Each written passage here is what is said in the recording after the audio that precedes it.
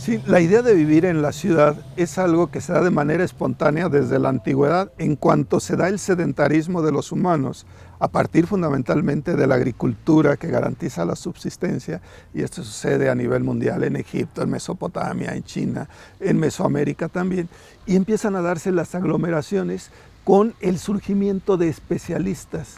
Es decir, alguien tiene que ver el calendario, alguien tiene que hacer el gobierno, alguien tiene que llevar la religiosidad, alguien tiene que hacer todos los trabajos que la sociedad requiere, desde construir la vivienda, la ropa, producir los alimentos, etcétera, etcétera. Y la ciudad entonces se va convirtiendo en un campo multidisciplinario donde los habitantes tienden a especializarse en una función y cada uno se dedica a eso y en el conjunto mantienen eso, y las ciudades tienen una influencia mucho más amplia. Es decir, si no producen sus alimentos, tiene que llegar desde fuera.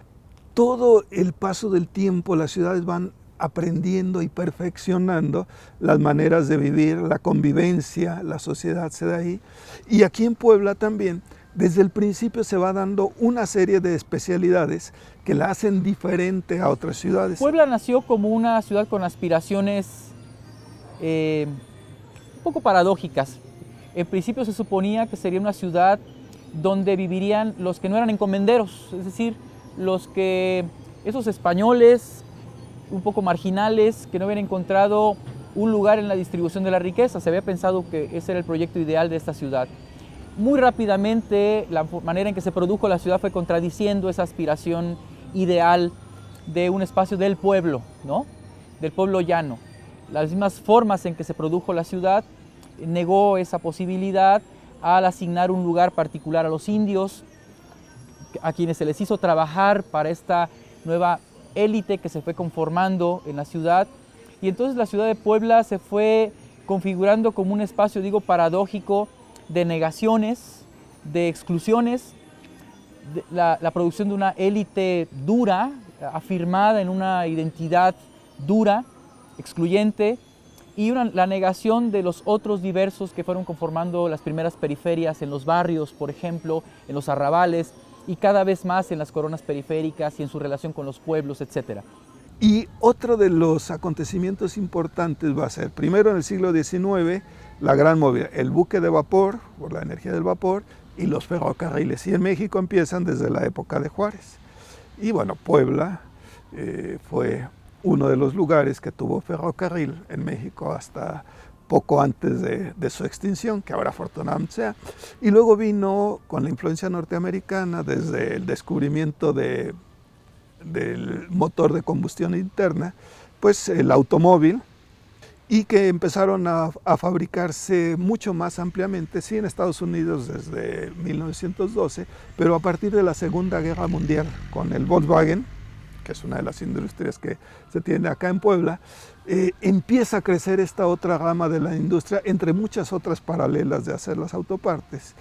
Y la movilidad ciudadana se incrementa, van a surgir las carreteras, paulatinamente el automóvil va ganando espacio, va ganando terreno, y la planeación urbana tiene que ver con la necesidad de contemplar esa. Y como crecen tanto las manchas urbanas, pues ya no es tan fácil irse caminando, irse a caballo, irse en una carretita, se requieren los transportes colectivos, surgen los camiones, surgen los tranvías, surge todo el transporte urbano. Y en la actualidad en algunas ciudades ya tenemos los metros, o sea, trenes metropolitanos, subterráneos o elevados, como sea, surgen ideas de los monorrieles y demás, y la población empieza a ser más dinámica, más movible, pero curiosamente en todas las ciudades se empieza a concentrar toda la economía. Surgen los grandes bancos nacionales e internacionales y la actividad económica es cada vez más fuerte, se polariza finalmente la acumulación de la riqueza, acumulación lleva a desacumulación, y aparecen en esta idea capitalista de burgueses y proletarios, clases sociales intermedias, y la tendencia en el caso de México fue a mantener una clase media amplia, y la clase media por lo general siempre estuvo en las ciudades. Bueno, empieza a haber una migración del campo hacia la ciudad, porque las condiciones de vida se van a ir volviendo mejores para cualquier persona en la ciudad que en el campo, y hay esa gran tendencia a concentrar. Y empiezan a crecer, pero así de manera explosiva, en la segunda mitad del siglo XX, un crecimiento acelerado, pero por migración. Y la composición de la población en el país entre urbano y rural, urbano por decirlo que vive en la ciudad, y rural en pequeñas poblaciones o en rancherías se va a cambiar. En México, al iniciarse el siglo XX, el 75% de la población vivía en el campo y el 25% en las ciudades. Al terminar el siglo XX es exactamente al revés, el 75% de la población está acá. ¿Qué implica todo esto? Implica una concentración de servicios educativos, o sea, las escuelas, desde el nivel elemental hasta las universidades, están en las ciudades grandes. Los servicios médicos más importantes, los grandes centros hospitalarios también están en las ciudades, aunque hay tendencia a dotar a los otros lugares también de servicios médicos.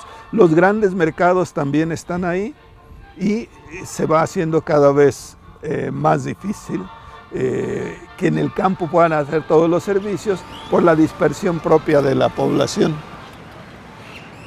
Esto es algo muy importante porque sin duda la conglomeración urbana en territorios cada vez más amplios está llevando a un reto de planificación y también de convivencia inédito tal vez en la historia de la humanidad. La metropolización que está teniendo hoy por hoy la Ciudad de México con Puebla, Toluca, Pachuca, es un fenómeno evidentemente inédito en la historia de la humanidad. Tenemos que recordar que hace no más de 5 años acabamos de tener el switch entre una civilización eminentemente rural a una civilización eminentemente urbana. Es decir, hoy por hoy más seres humanos están viviendo en áreas urbanas que nunca antes en la historia de la humanidad. Eso tiene que ver precisamente con la pregunta que me hacen de qué implica la metropolización. Me parece que implica retos que están rebasando, me parece, las capacidades tradicionales de política pública, las capacidades también tradicionales de organización ciudadana en términos de lo local, y esto implica, por lo tanto, una regeneración del pensamiento de planificación urbana. Bueno, claramente Puebla es un núcleo metropolitano, ha dejado de ser una ciudad y se articulan más o menos 38 municipios en torno a la conurbación de la que de algún modo Puebla es la centralidad originaria. La ciudad pues es el núcleo originario con estas centralidades. La metrópoli ya es una red brutal de articulaciones que se van dando por el crecimiento poblacional, que pierde un poco el sentido de ciudad originario, que tenía mucho un núcleo social muy claro, de convivencia. La metrópoli se vuelve un espacio más etéreo, más complejo, más disperso, que tiene también a lo mejor otras virtudes de integración de ciertos recursos, de oportunidades de empleo, de oportunidades de trabajo, de oportunidades de recreación, en fin. Hoy las ciudades se diseñan más bien en función de la especulación del suelo y en función de las vialidades que tienen que llegar a los diferentes rincones de la ciudad, y por eso mismo no hay una planeación que incorpore la vida local. Por ejemplo, esta colonia en la que estamos es una colonia que hoy está en la frontera entre un municipio y otro, y la incorporan a la ciudad en función de líneas viales, puentes alrededores, aquí arriba el puente de la 11 Sur o el Atliscayot que veremos más arriba, pero no la incorporan en función de una planeación que articule todos sus recursos para sí misma, ¿no? Y en relación a lo que dices del desarrollo, yo creo que hay muchas maneras de ver el desarrollo. Desgraciadamente estamos absorbidos por una visión lineal única del desarrollo. Vuelvo a insistir, centrada en el tema de la concentración de los recursos financieros en una zona, de la especulación de la tierra y del coche. Hoy parece imposible pensar una ciudad que no esté centrada en las vialidades que le dan cabida a los coches. Sin embargo, ya muchas ciudades del mundo están rompiendo ese paradigma para ir a esquemas en donde el transporte colectivo, las nuevas centralidades de convivencia son los ejes en los que puede organizarse una ciudad. Esto es algo muy importante porque sin duda la conglomeración urbana en territorios cada vez más amplios está llevando a un reto de planificación y también de convivencia inédito tal vez en la historia de la humanidad.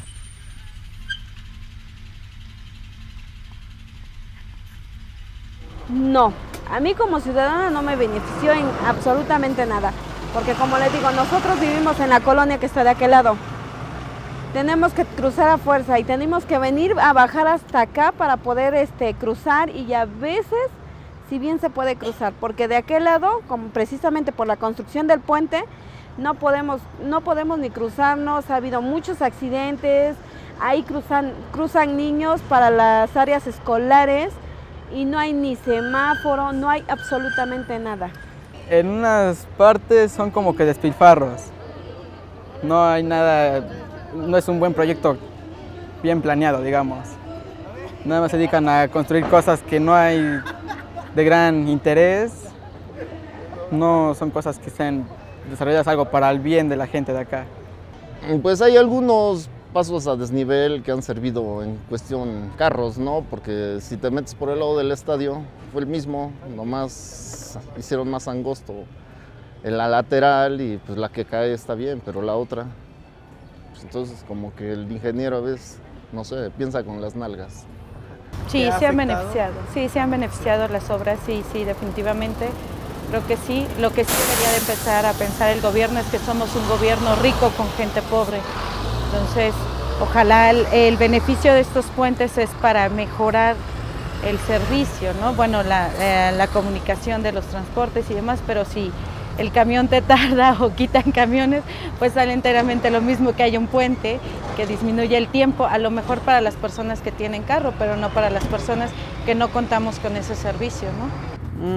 Pues en sí no, porque yo no soy yo no ando con automóvil propio. O sea, si fuera yo un conductor con un automóvil propio, pues tal vez sí para evitar el tráfico que es un distribuidor esto, o sea, para evitar el tráfico de los autobuses, los que van para allá o los que van para Puebla.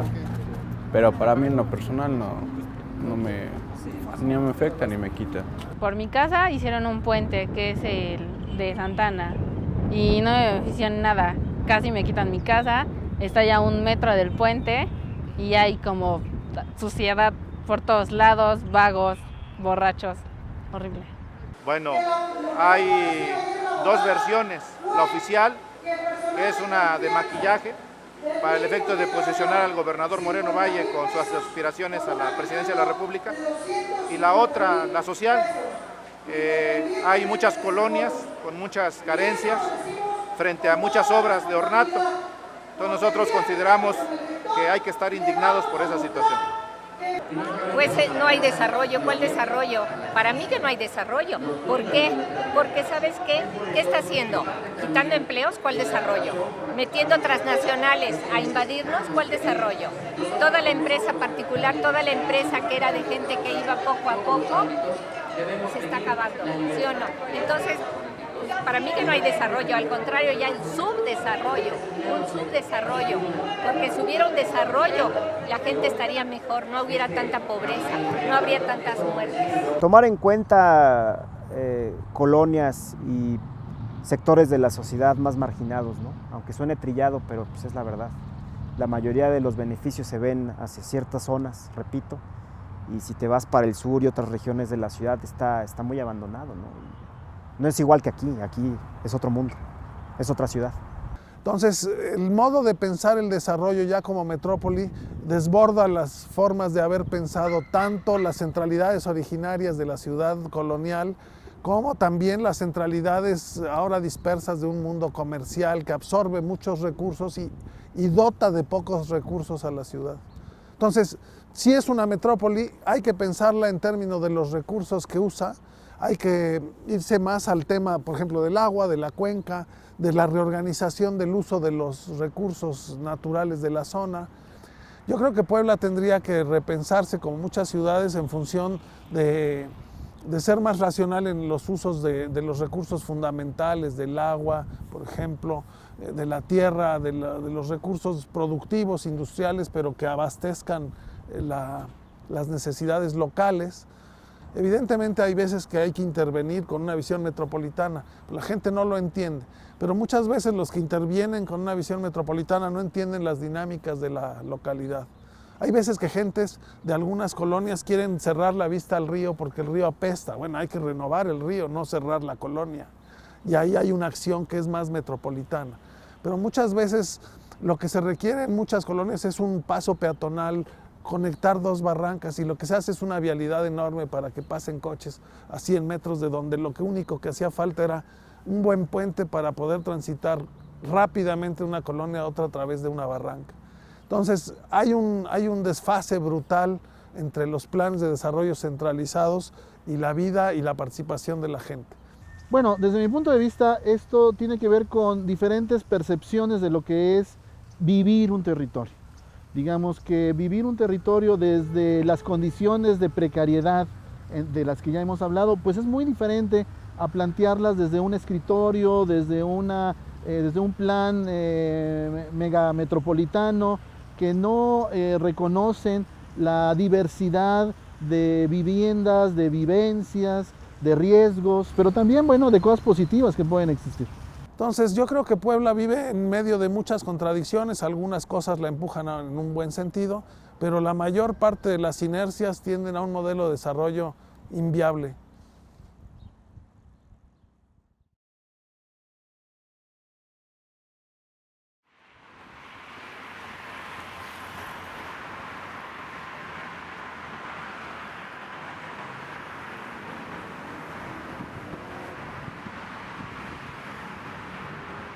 El concepto de vacío urbano está ligado a la idea del plan y a la idea del valor. ¿Cuál es el valor que ocupa un espacio dentro de esta jerarquía de lugares? Y entonces podemos decir que hay espacios que no han producido el valor que en esta jerarquía y que en este proyecto económico o en este proyecto político se le quiere asignar. El vacío es el espacio también de la especulación.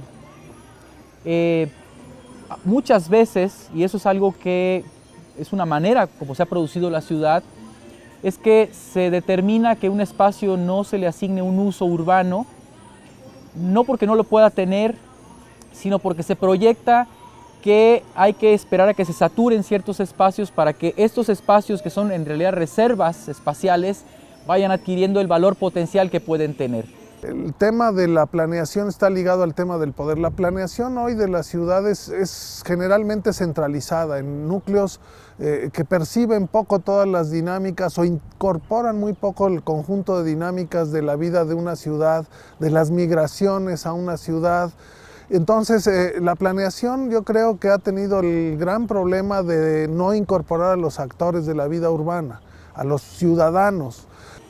De modo que el espacio vacío es un espacio que está destinado a ser ocupado dentro de un proyecto de desarrollo o de crecimiento urbano, y su incorporación como lugar, es decir, como un lugar que tiene un valor y que tiene un uso particular, es el producto de un proyecto de alguien.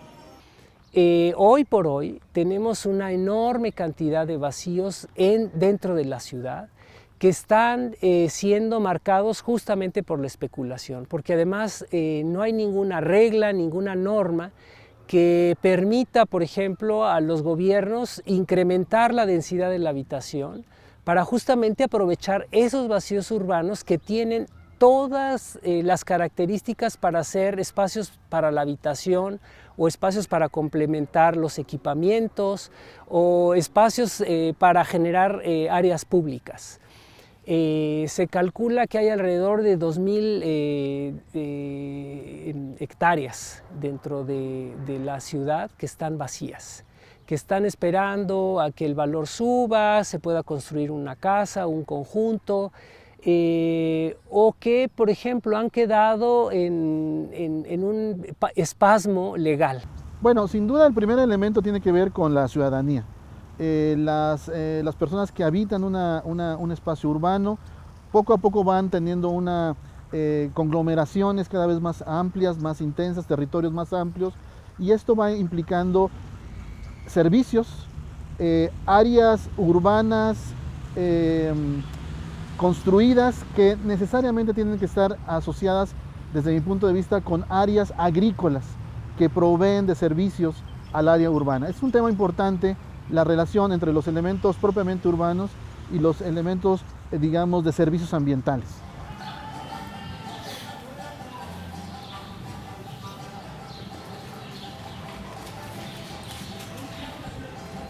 las formas de apropiación informal ocurren en espacios supuestamente vacíos. En realidad son espacios que tenían un uso agrícola, un uso en términos de servicios ambientales, incluso como un espacio restringido por diferentes circunstancias. Y de pronto la apropiación que hacemos de él, de ese vacío, pone en valor, le da un cierto valor y construye un significado a ese vacío. Entonces, el concepto de vacío tiene que ver con el proyecto, tiene que ver con la forma de apropiación y con el tiempo. Siempre es un proyecto temporal el vacío. El vacío adquiere un uso y adquiere contenidos en una escala de tiempo y por lo tanto puede ser producto de la especulación o el resultado de una correlación de fuerzas. Es vacío en tanto no lo hemos conquistado y no nos lo hemos apropiado. Y eso es una cuestión de tiempo, nada más. La principal causa, desgraciadamente, que yo he percibido de por qué no se da una buena planificación, tendría que ver con dos aspectos, me parece. Una tendría que ver con una falta de imaginación, una falta de creación, de imaginarse nuevas formas de convivencia. Y otra, desgraciadamente, que tendría que ver ya en los aspectos operativos de planificación, que tiene que ver con la impunidad de las empresas inmobiliarias que tal vez no realizan un cuidado de, digamos, de planear y de tener en cuenta aspectos de promover la convivencia en los espacios públicos, asegurarse del abasto de servicios indispensables como el agua, como un drenaje. Nosotros vemos ahora alrededor de la Ciudad de México desarrollos urbanos prácticamente abandonados porque también la ubicación geográfica en la que se plantearon están desproporcionados con los centros de trabajo. Es decir, hay insisto, una desplanificación en cuanto a el desarrollo urbano. Diríamos que la ciudad es el invento más insustentable de la historia de la humanidad. Mi nombre completo, Catalina Medel Medel, soy ama de casa aquí en Valles del Paraíso. Estuvimos trabajando, sembrando plantas medicinales y, no sé, aflojando la tierra para sembrar todo lo que vamos a necesitar para nuestro taller. Yo vivo aquí en San Isidro Castillotla, en la 143 Poniente. Llevo viviendo 14 años ahí. Ha crecido mucho. De hecho, cuando nosotros venimos a ver la primera vez los terrenos, fue en el 91. Eran terrenos de siembra, se sembraban calabazas, maíz, había jitoniles, había verdolagas, había de todo menos casas. Las primeras casas estaban sobre la 141, entonces pues sí era terreno. Ahorita ya hay casas atravesando el río y no son casas como las nuestras, ya es zona residencial del otro lado del río, pero en sí eran terrenos de siembra hace mucho tiempo, entonces ha crecido mucho.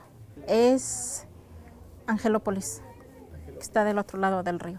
Allá yo no sé cómo esté, porque nunca he ido allá, pero aquí nos caía 3 veces a la semana, caía martes, jueves y sábado, y ahora solamente nos cae una vez a la semana, solamente el viernes. ¿A qué se debe? ¿Alguien ha recibido alguna explicación al respecto? Según dicen que es porque como ha crecido mucho la parte del sur, entonces el fraccionamiento de Santa Clara, si nos echaban nosotros el agua el jueves, ahora se los dan a ellos. Entonces, por el crecimiento, perdón, ha ido disminuyendo el que nos echen el agua más seguido.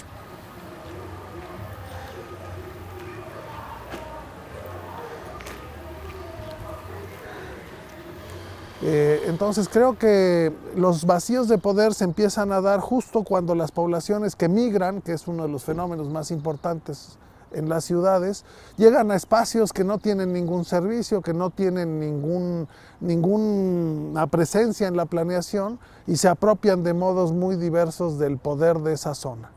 Entonces el poder en realidad transita solo por estructuras generales, pero no puede lograr realmente ni tomar el poder de la gente para hacer una planeación local, y en muchos casos pierde todo el control cuando otras organizaciones de todo tipo pues mediatizan la fuerza de la gente que llega a las ciudades, como ha sucedido en Puebla y en casi todas las ciudades del mundo, y sobre todo en México, que crecen en población de manera muy grande por la atracción a la gente del mundo rural que llega sin tener nada. Entonces, el poder lo concentran las organizaciones que les pueden dar un pedazo de tierra, o negociar la luz, o negociar que aunque el espacio sea invadido tenga servicios públicos, por ejemplo. Pues mira, desde que se permitió que los ejidatarios vendieran sus tierras, ahora es muy fácil que lo mismo, grupos de poder, grupos de mucha lana, manipulen a algunas personas del ejido y logren hacerse de grandes espacios dentro de las ciudades o colindando con Puebla capital, y desarrollen ciudades completas en las que las reglas del juego las ponen ellos. Lomas de Angelópolis compró tierras en esas zonas, en zonas donde no hay programas. Entonces, el programa de desarrollo lo hacen ellos. Ahora, vivir en Lomas es vivir bajo la dirección y el mando de un particular, porque básicamente ahí las autoridades no mandan, ni ordenan, ni dicen qué alturas.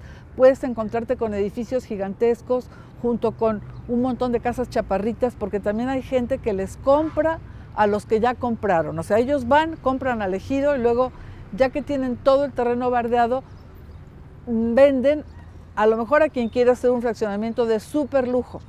Y luego le venden a alguien que quiere hacer muchas casitas. Entonces, lo que se va dando es una convivencia encerrada dentro del mismo clúster, que es lo que yo le llamo, que es lo más parecido a ciudades feudales. ¿Con qué ordenamiento? ¿Con qué usos y destinos del suelo? ¿Con qué densidades? ¿Con qué agua? ¿De dónde la van a sacar? Lomas de Angelópolis trata las aguas que recibe, las devuelve al Atoyac tratadas, las recicla.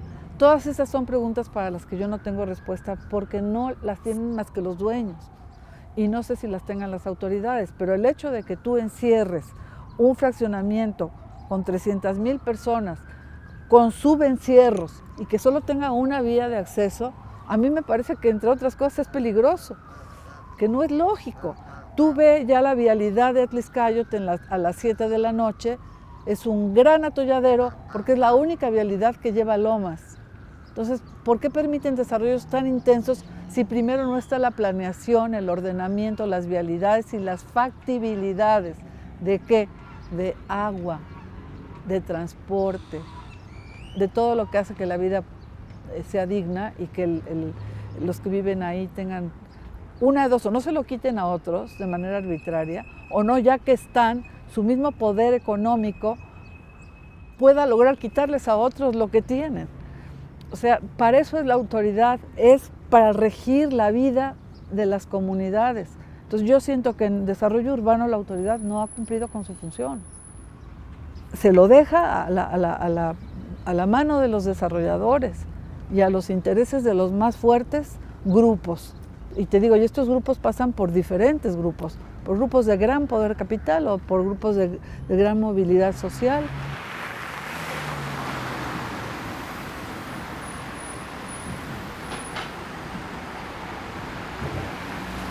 Bueno, el tema de vacío de poder a mí me evoca más bien el concepto de tensión de poder. Yo preferiría hablar de un espacio territorial en donde diferentes actores y agentes sociales están en confrontación, están en tensión, también pueden estar en diálogo. Sin embargo, la menos de las veces hay una capacidad tanto del Estado como también, habría que decirlo, de las organizaciones civiles, de poder establecer un diálogo para poder proponer, digamos, planes participativos con un apoyo efectivo del gobierno de una planificación territorial. Entonces, ¿de qué estoy hablando? De caos, de falta de orden. Las ciudades, entre más grandes, más orden necesitan, más reglas necesitan, y a los mexicanos no nos gustan mucho las reglas. No es que México no tenga leyes, es que no se ejecutan. Las autoridades no tienen las herramientas, ni el dinero, ni los inspectores para poder lograr esto. Y precisamente por eso, lo poquito que tienen es tan vulnerable de ser corruptivo.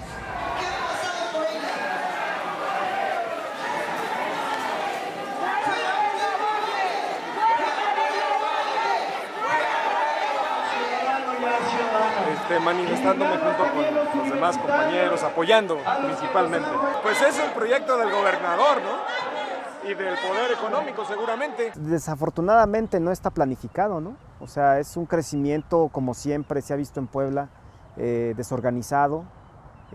Ya una vez que están instaladas colonias populares llegan y meten drenaje y todos los servicios públicos. Le dan prioridades a zonas como esta, donde estamos ahorita, y no a otras. Bueno, lo decíamos desde la primera sección, el desarrollo ha sido en realidad un antidesarrollo o un desdesarrollo, porque no han estado presentes adecuados criterios o formas eficientes, racionales de planificar un territorio que logren, desde mi punto de vista, un término intermedio entre una megalópolis y una, digamos, localidad pequeña que ya es también insostenible en este momento. Tendríamos que estar pensando en ciudades medias que estuvieran acotadas en su crecimiento y bien planeadas en cuanto a las capacidades de carga de los ecosistemas en los que están presentes.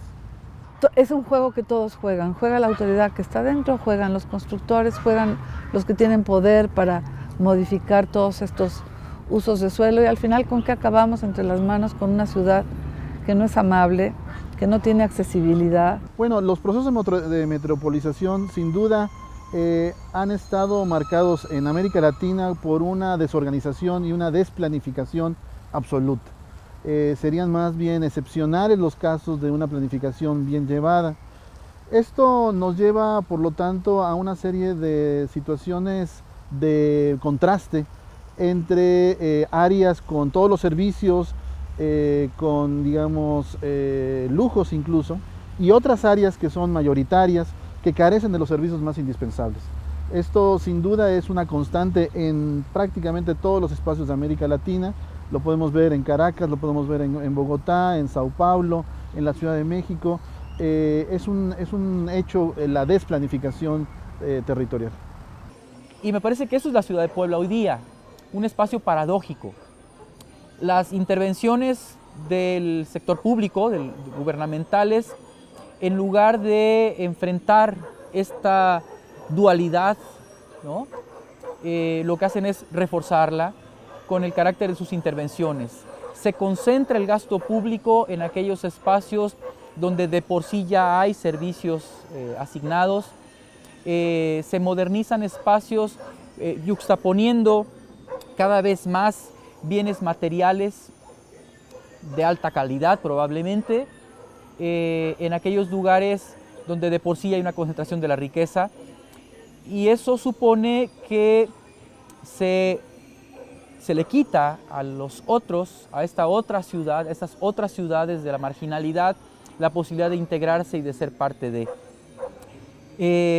Me parece que la ciudad de Puebla hoy es eso, un espacio de contrastes terribles, de contrastes crecientes, que se van volviendo cada vez más duros. Y si bien la ciudad de Puebla no se puede caracterizar hoy como una ciudad donde las violencias imperen de manera tan grave como en otros espacios, me parece que de continuar estas tendencias de incremento de la desigualdad, de reforzamiento del contraste, lo que vemos hacia el futuro es una eventual degradación de las condiciones de vida y de las posibilidades de bienestar de la sociedad en su conjunto. No solamente de los más pobres, sino también de aquellos que hoy día se sienten integrados y beneficiarios del desarrollo urbano, pues, ¿no? Al final, este contraste, esta concentración de la riqueza, esta negación de los derechos a la mayoría, nos afecta a todos finalmente.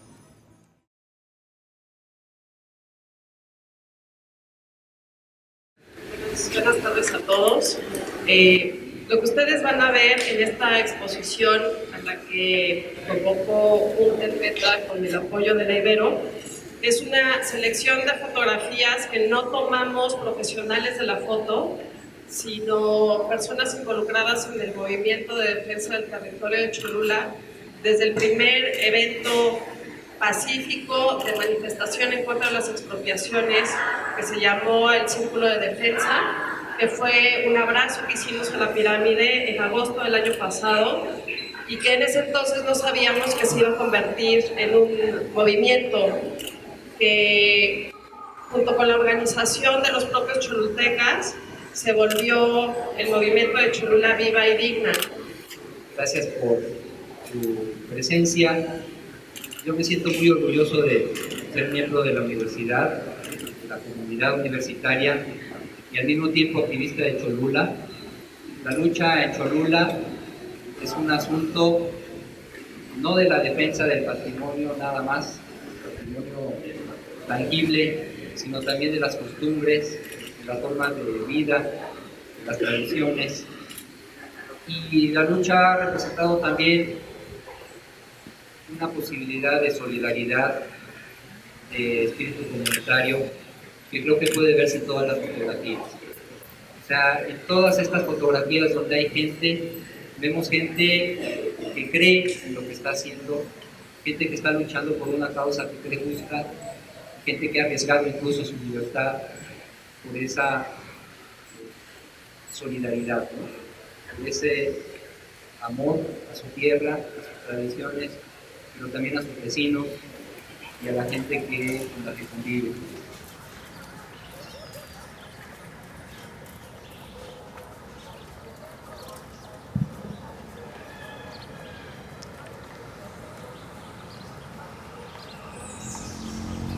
Sí, bueno, históricamente en las ciudades de todo el mundo han surgido grupos organizados de ciudadanos que han impulsado la defensa de sus derechos en sus espacios, en sus hábitats, principalmente por, ya lo mencionábamos, seguridad, pero también por aspectos como agua, como servicios de drenaje, servicios de iluminación.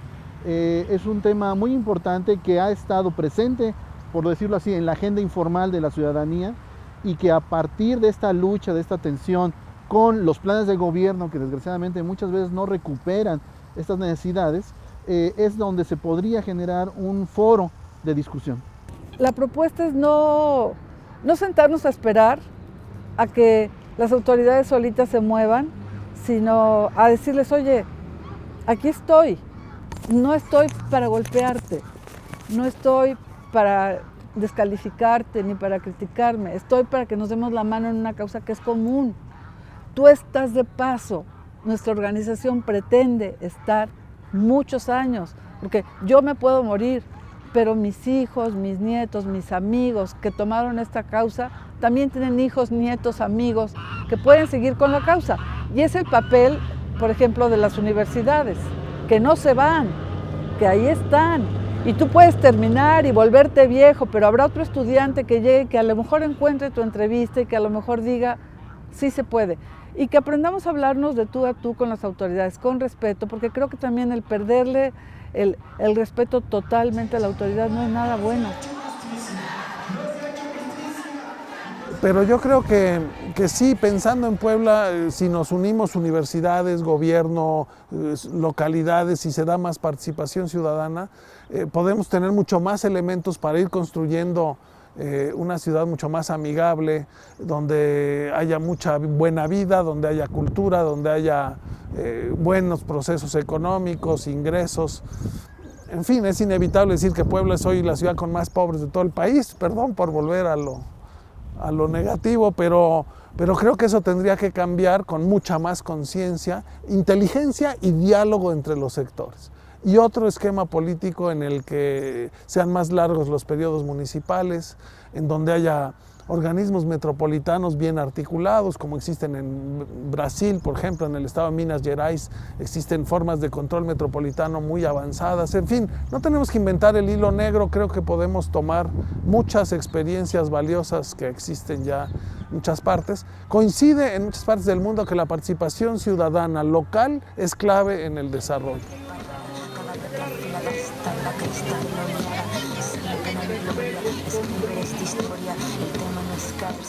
Claro, mi nombre es María Eugenia Ochoa García, soy maestra en Relaciones de Género y en Ciencia Política y trabajo aquí en la Benemérita Universidad Autónoma de Puebla. Estamos impulsando una investigación que tiene que ver con gestión del patrimonio y participación ciudadana. Bueno, pues creo que es un tema muy latente, muy real hoy por hoy, porque el agua, para empezar, bueno, si lo ves desde el punto de vista que estamos estudiando como patrimonio natural, es un bien que es un bien público, pero por otro lado también es un derecho humano. Y esto está consagrado a partir de los primeros meses del 2012 en la Constitución mexicana, en el artículo 4, el agua es un derecho humano. Pero por otro lado hay todo un proceso mediante el cual la ciudadanía toma el agua como un bien en valor, o sea, la pone en valor en términos de plantear que es un patrimonio para la ciudadanía, para un ser humano, para un ciudadano. A partir de que el 12 de septiembre del 2013 se privatiza el agua en Puebla. Y se privatiza a través de una iniciativa que presenta el gobernador del estado y que es el actual gobernador del estado, la presenta y que es aprobada por la mayoría, por todos los partidos políticos, solo a excepción de algunos diputados del PRI que no votan, se abstienen o se salen en ese momento o no votan por ella. Pero todos los partidos, hasta la oposición, votó por la privatización del agua en el caso de Puebla. Fueron reformas a la ley de aguas en el estado de Puebla. Entonces, al otro día se aprueba y aparece ya publicada. A raíz de eso, varias organizaciones sociales y ciudadanos en lo particular nos comenzamos a reunir y ahí comenzó un proceso donde comenzó el nacimiento de lo que hoy conocemos como la Asamblea Social del Agua, que está constituida por gente de diversa procedencia, pero que ahí participamos a título personal como ciudadanos, como ciudadanas, y lo que nos interesa es una lucha porque se derogue o se abrogue esta ley que hizo posible la privatización. ¿Qué le decimos nosotros a la gente? Nuestra lucha como Asamblea Social del Agua comienza por lo inmediato. Estamos inconformes con las tarifas, pues hay que reaccionar, agotando lo que la ley nos permite. Pero en el proceso de formación y de información de la gente, lo llevamos a que el problema no es la tarifa. El problema de fondo es que el agua no debe ser privatizada, no es una mercancía. El agua es un bien público, el agua es un derecho. Hoy por hoy tenemos la ley de aguas, que es sobre la cual estamos ejerciendo un ejercicio ciudadano. Tenemos como Asamblea Social del Agua varios ejes de trabajo y uno de los ejes de trabajo es pues la información, la formación, que esto es muy importante porque la ciudadanía tenemos que formarnos en nuestros derechos, tenemos que saber hasta dónde da la ley. Es cierto, para nosotros la ley tendría que abrogarse, que reformarse y esto debe ser un proceso que rebasa lo estatal.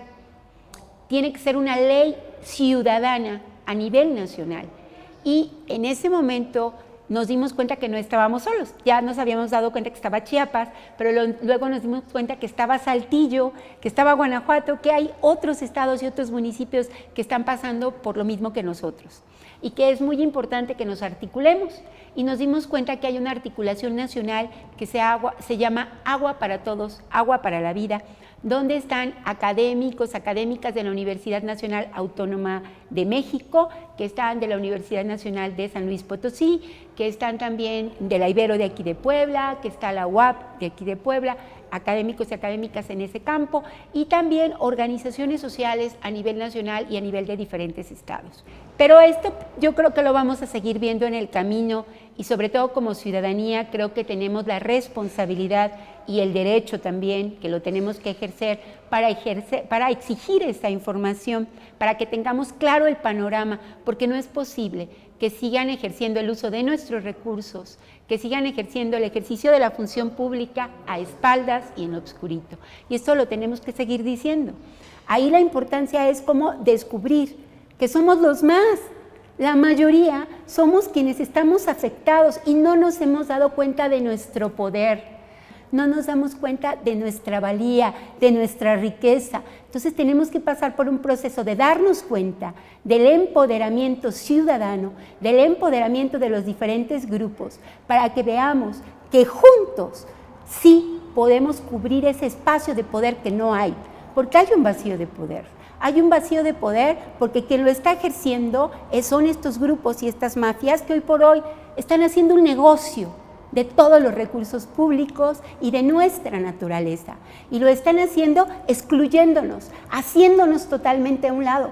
Las leyes que se han aprobado en este estado, la ley de expropiación, la ley Bala y la ley para privatizar el agua, son leyes totalmente antipopulares y las han hecho en un vacío de poder donde la ciudadanía no hemos estado ahí, que somos los que tenemos el poder. Y esto cuestiona el sistema político, el sistema electoral.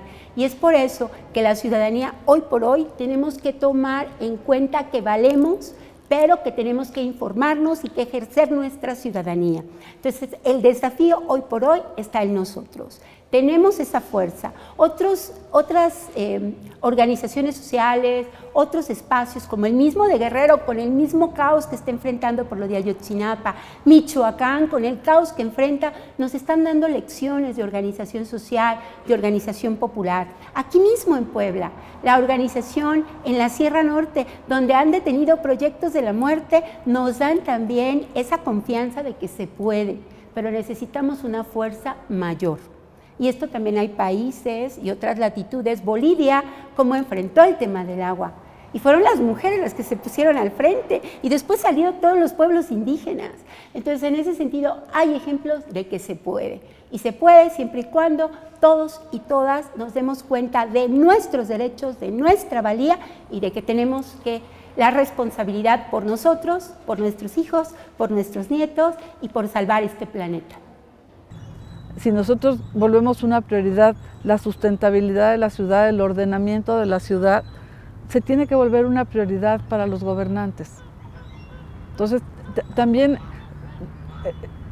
no sabemos decir a dónde queremos ir.